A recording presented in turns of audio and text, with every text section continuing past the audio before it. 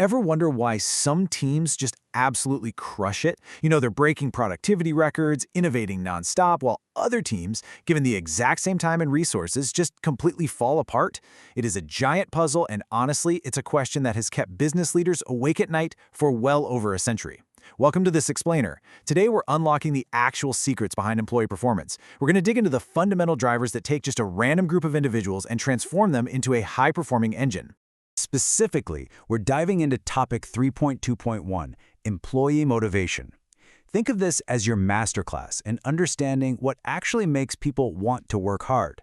We'll be looking at the science, the deep psychology, and the raw strategy of motivation, all through the lens of three core theorists who completely flip the script on how we manage human beings.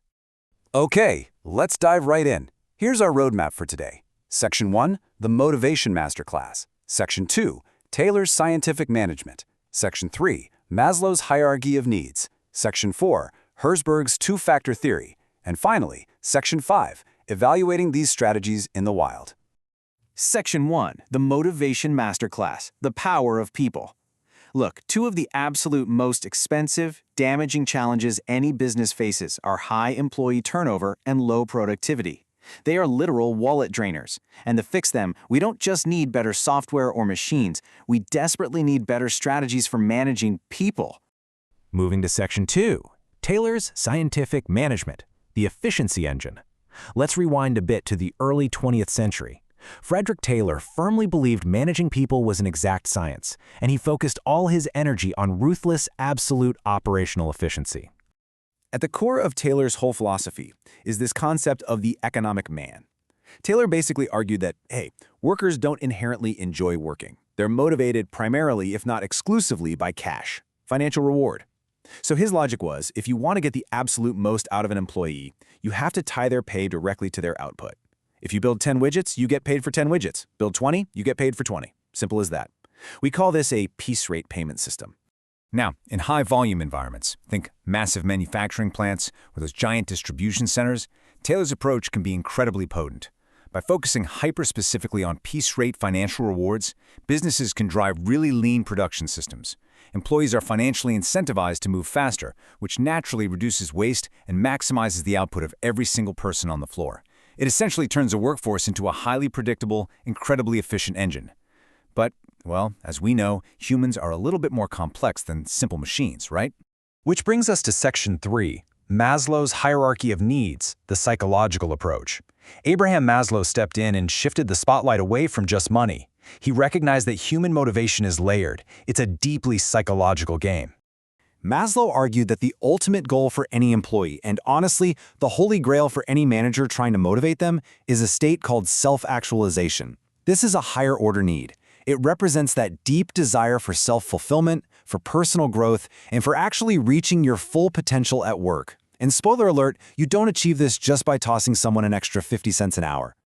Let's move to the hierarchy itself and see how this builds. Maslow structured it like a pyramid. Down at the bottom, Step 1, basic physical needs. Think a basic living wage. Step 2 is safety and security, like having job stability. Now, once those are locked in, we move up to Step 3, belonging and social needs, like feeling part of a team.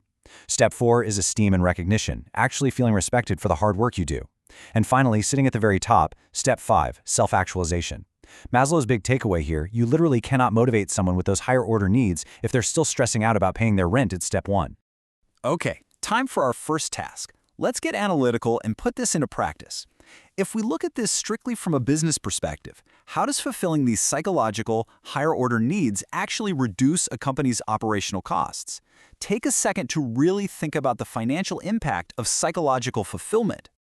Well, here is the chain of reasoning we can build. When a business successfully fulfills higher-order needs, like esteem or self-actualization, it dramatically boosts intrinsic employee satisfaction and engagement. And guess what?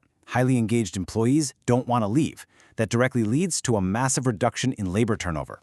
Because fewer people are walking out the door, the business slashes the huge costs associated with recruiting, hiring, and training new staff. Ultimately, those savings go straight to the bottom line, significantly improving the company's overarching profit margins. So yeah, good psychology is literally good business. All right, Section 4, Herzberg's Two-Factor Theory, redesigning the job. Our third theorist, Frederick Herzberg, realized something fascinating. The things that make us miserable at work are not just the exact opposites of the things that make us happy. So the crucial point here is understanding Hertzberg's distinction between hygiene factors and motivators. Hygiene factors are things like basic pay, company policies, your general working conditions. If these are terrible, employees are miserable. But, and here's the absolute genius part, if you make them great, you still don't create motivation. You just prevent dissatisfaction. To unlock true motivation and peak performance, you need motivators. These are things baked into the actual job itself: real responsibility, meaningful work, recognition, and job enrichment. Let's apply Hertzberg's theory with task 2.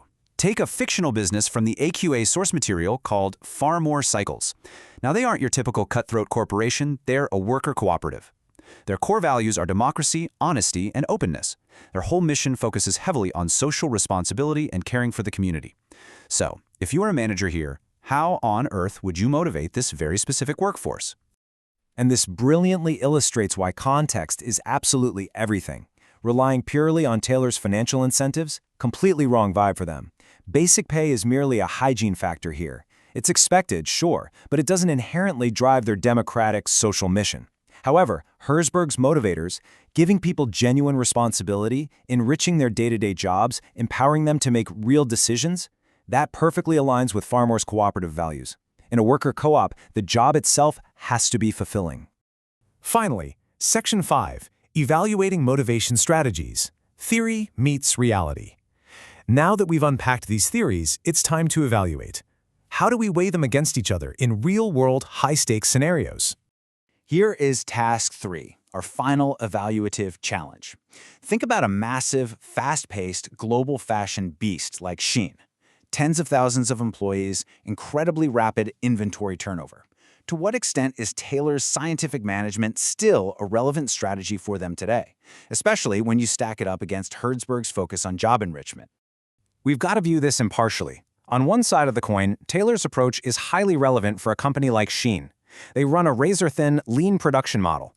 Pumping piece rates into those massive distribution warehouses aggressively maximizes high-volume output and keeps unit costs rock bottom, which is basically the lifeblood of fast fashion. But on the flip side, Hertzberg's approach is also essential, because if workers are just sprinting blindly for piece rates, quality tanks. By injecting Hertzberg's job enrichment, say creating empowered problem-solving teams for internal quality control, Shein could drastically cut the costs of shipping faulty items, lower those painful return rates, and actually boost their brand appeal. It's a balancing act. Both theories offer huge yet totally opposing strategic benefits. Stepping back to look at the macro view, whether a business leans hard towards Taylor, follows Maslow, or adopts Hertzberg, the ultimate goal remains exactly the same: moving the needle on key financial metrics. High motivation directly spikes employee productivity, meaning more output per worker. It tanks employee turnover, which saves a fortune on talent acquisition. And crucially, it optimizes employee costs as a percentage of revenue, directly beeping up those operating profit margins. Motivation isn't just about warm fuzzies and making people smile. It is a fundamental make-or-break driver of business efficiency. Which brings us to our final thought. As you look at the businesses operating around you today, ask yourself, are they just managing economic machines, purely obsessed with output and coins? Or are they actively nurturing human potential, helping people climb Maslow's hierarchy and designing genuinely fulfilling jobs like Hertzberg suggested?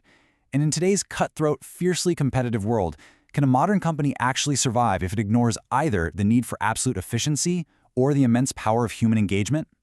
Thanks for hanging out with us for this explainer. Keep questioning, keep analyzing, and I'll catch you next time.